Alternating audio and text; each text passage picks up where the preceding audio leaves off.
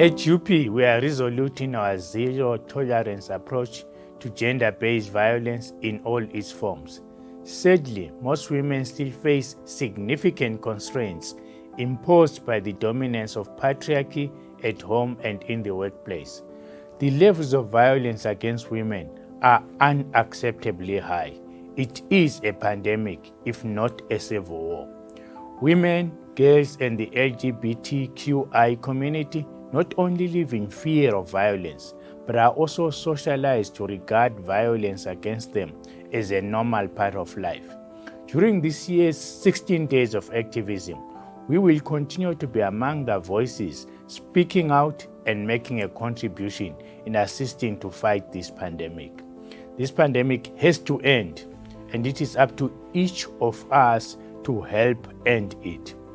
One of UP's interventions against gender-based violence is through our Speak Out UP campaign, which is one of the ways in which we live the UP way.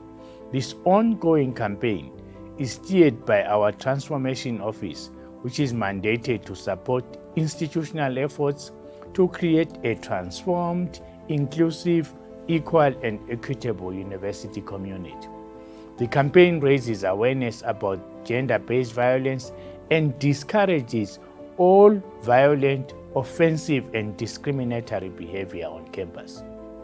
Through Speak Out UP, staff and students are encouraged to break the silence by contacting the various support structures that have been put in place. In August this year, we signed a game-changing agreement with South African Women in Dialogue, SAWID, to collaborate on projects to improve the lives of women.